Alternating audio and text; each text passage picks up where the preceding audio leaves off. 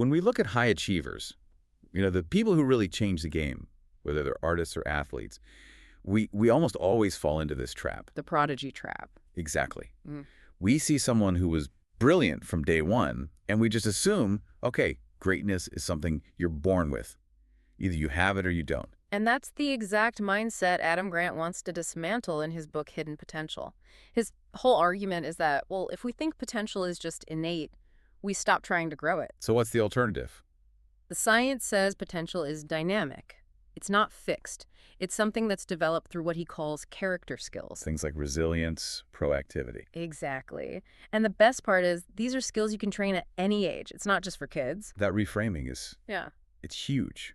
So today, we've pulled a deep stack of sources, the book, interviews, and our mission is to basically pull out a roadmap. We're going to go from individual mindset all the way up to redesigning entire systems, like schools and companies. And that whole journey, it really starts with changing what you're chasing. Grant makes this crucial distinction between aspiration and ambition. Okay, break that down. Ambition is about the outcome. The title, the money, the award. It's a finish line. And once you cross it, what happens? Your motivation just stalls out. Right. But aspiration, that's about the person you hope to become. It's about the growth curve itself. It's not about the destination. It's about making the vehicle you're traveling in better and better. And that kind of progress is sustainable. It makes it less about beating the other guy and more about beating who you were yesterday. Yes. I love that quote of his. Potential is not a matter of where you start, but of how far you travel. Precisely. And that travel, it's almost never comfortable. Okay, so let's dig into that. Let's start with a story about necessary pain, because Grant is really clear on this. Growth requires getting uncomfortable. He tells this story about early in his career, he just got his PhD, and he's invited to teach a leadership course for the U.S. Air Force. He walks in, he's feeling like a total imposter, and so he overcompensates. Right, he leads with all his credentials, tries to prove he belongs there. And the feedback he got was just a cold shower. Oh, it was brutal, but so beautifully phrased. One person wrote, "There was more knowledge in the audience than on the podium." Ouch. And another one said, "I gained nothing from this session, but I trust the instructor got useful insight." Which is just the most polite way of saying, you completely failed. So for anyone listening, how do you even process that? Your first instinct is to get defensive, right? To justify everything. Of course. But Grant gives us a framework for this. And the very first insight is a massive ego check. Which is? Focus on growth over ego. He learned this as an athlete, no matter what score the judges gave him, a 7, a 3, whatever. His internal goal was to get a 10 in how well you accept the feedback. So you control that metric entirely. You control it. It forces you to put your ego on a shelf and just see the criticism as a map. It's not an attack, it's just data for what to do next. And once you can do that, you can move to the next step. Turn critics into coaches. Yes, because a critic just wants to see you fail. A coach sees your potential and wants to help you get there. And the way you do that is with a really simple language shift. It's revolutionary. Don't ask for feedback. Ask for advice. Wow. Okay. That changes the whole dynamic. Feedback feels like a judgment on the past. Exactly. It's retrospective. But when you ask for advice, you put the other person in a collaborative problem-solving mode. They have to think about the future. They have to be specific and actionable. They stop telling you what went wrong and start telling you how to get it right. And that's what Grant did. He went back to that Air Force leader, swallowed his pride, and asked for advice. And the guy told him, "Stop hiding your youth, just own it." So he opened his next session by admitting his inexperience and asking them to share their expertise. And it flipped the whole thing from a failed lecture into this dynamic, successful workshop. Which leads to a really big challenge for anyone in a leadership role listening to this. His third insight, show confident humility. Because the higher you go, the less honest feedback you get. People just get scared to tell you the truth. That silence is so dangerous. It's lethal for growth.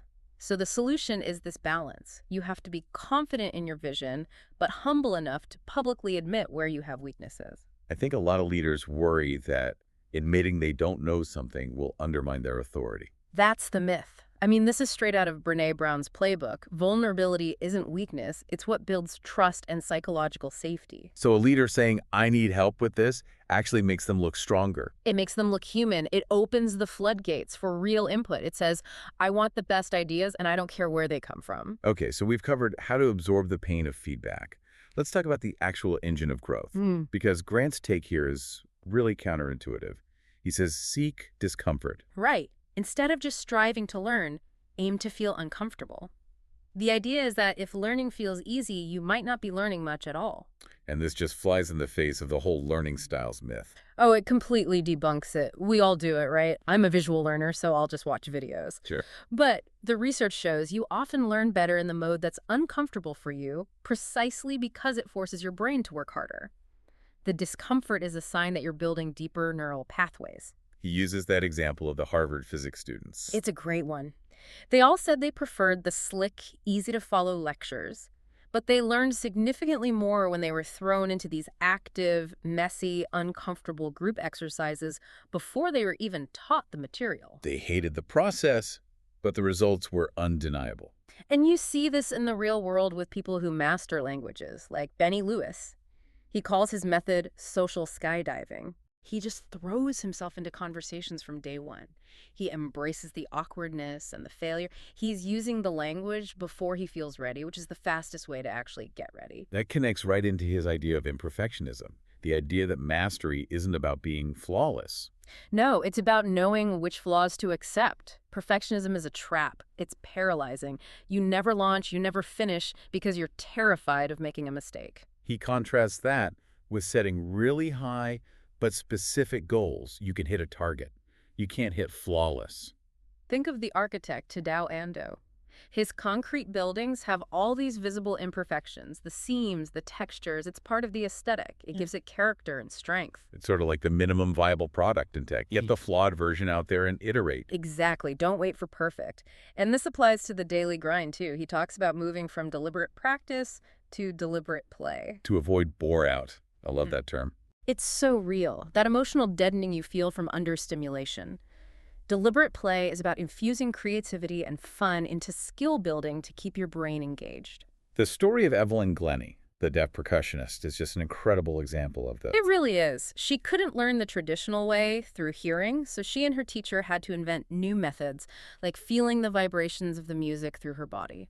And because their path was so unconventional, they were constantly varying the tasks, jumping between different instruments. Which, it turns out, is scientifically a better way to learn for anyone.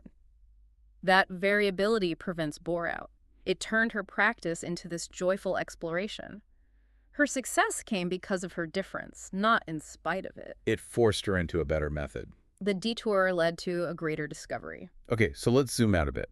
We've talked a lot about what an individual can do, but Grant's an organizational psychologist, so he stresses that this has to be supported by systems of opportunity. How do you unlock potential in a group? The 2010 Chilean mine rescue is his go-to metaphor here. 33 men trapped half a mile down. The solution wasn't one brilliant idea from one expert. It was collective intelligence. A massive display of it.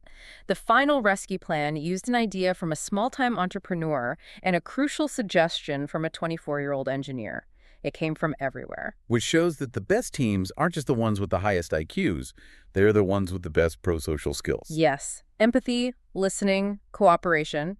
Without those skills, the smartest person in the room can actually sabotage the whole team. So how do you make sure you get those diverse ideas on the table? Because traditional brainstorming, it doesn't really work. It's terrible. It leads to fewer and worse ideas because of what he calls the babble effect. The loudest voices win. The loudest, most confident voices anchor the conversation and often to a bad idea. So the superior method is called brainwriting. Okay, what's that? It's simple. Everyone generates ideas individually first. In silence, you write them down, then you come together as a group to discuss them. So the idea is judged on its merit, not on who said it the loudest. Exactly. It lets the quiet voices, like that young engineer in Chile, actually get heard. But this challenge goes beyond just one team meeting. It's about systemic barriers. And the research he points to from economist Raj Chetty, it's pretty sobering. It is. Chetty found that kids from the wealthiest 1% of families are 10 times more likely to become inventors than kids from middle-income families. Even with the same test scores and cognitive ability. Even with the same abilities. That means a massive amount of human potential is just being wasted because of environment and access, not a lack of talent. So how do you fix a system like that? He uses Finland's education system as an example. Right. They were mediocre in the 60s, but by the 2000s, they were at the top of the global rankings, and their secret wasn't chasing the gifted kids. It was focusing on equity. On making sure every kid got ahead. Every single one. They used personalized support and, this is key, a practice called looping. What's looping? It means teachers stay with the same group of students for multiple years. 2, sometimes 3 years in a row. So they really get to know them. Intimately. They don't waste half the year just figuring out who's who. They can tailor support from day one. And that deep trust and relationship leads to huge gains, especially for the kids who start out behind. So if the systems are that important, it brings us to selection. How do we find these diamonds in the rough when we're hiring or admitting students? Well, we have to stop rewarding precocity over potential. We have to stop penalizing people for a slow start. Like the story of the astronaut Jose Hernandez. A perfect example. The son of migrant farm workers. He overcomes just incredible obstacles to become an engineer. But NASA kept rejecting him. Wow. Because their system was looking at polished credentials, not the character skills he had demonstrated his whole life. They weren't measuring the altitude of his climb. But he did eventually make it. He did, which proved their system was flawed. It was blind to his real potential. So we need new ways to evaluate people. What should we be looking for instead of just a GPA? Grant suggests a few things. First, look at the grade point trajectory, the GPT. So not just the final number, but the slope of the line. Exactly. A student who struggled at first but showed a huge upward curve might be a much better bet than someone who is a steady B student the whole time. It shows growth. What's the second one? Prioritize work samples. Stop relying on biased interviews. Give them a real task that simulates the job and see how they actually do the work. And the third one is a really clever way to screen for character. To find the takers, you ask candidates how common they think selfish behavior is in other people. And if they think it's really common. They're often projecting. They're telling you about their own competitive, zero-sum worldview. It's a surprisingly effective filter. That is brilliant. Okay, so to wrap up, let's bring it back to the individual path. What happens when you get stuck? When you hit a plateau? You might need to go backwards to go forwards. Look at the baseball pitcher, R.A. Dickey. His career was stalled for a decade. Then, at age 31, he decides to learn the knuckleball. Which is notoriously difficult and totally different from anything he'd ever done. He had to unlearn 20 years of mastery. He had to go back to the drawing board and be terrible for a while. But it worked. He won the Cy Young Award at 37. It's such a powerful lesson. When you plateau, pushing harder isn't always the answer. Sometimes you have to be willing to abandon your expertise and embrace a temporary failure to find a new, steeper learning curve. It all comes back to that idea that potential is dynamic. So what's the big takeaway from all this? I think Grant's final piece of advice is to adopt the scientist mindset. Treat everything like a hypothesis. Exactly. Don't look for reasons you're right. Actively search for reasons you might be wrong. And remember that confidence doesn't come before the risk. As he says, you gain it by trying. Failure is just data for the next experiment. It is. And the ultimate shift is realizing that bootstrapping shouldn't be a solo mission. Unlocking our collective hidden potential requires building systems that support everyone's climb. So a final thought for everyone listening. Think about a goal you have right now. Are you only measuring the final outcome, the ambition? Or are you focused on the steepness of your learning curve, the aspiration? What's one small, uncomfortable risk you could take today, knowing that failure is just data for your next hypothesis? Because the only way to find out what you're truly capable of is to start moving.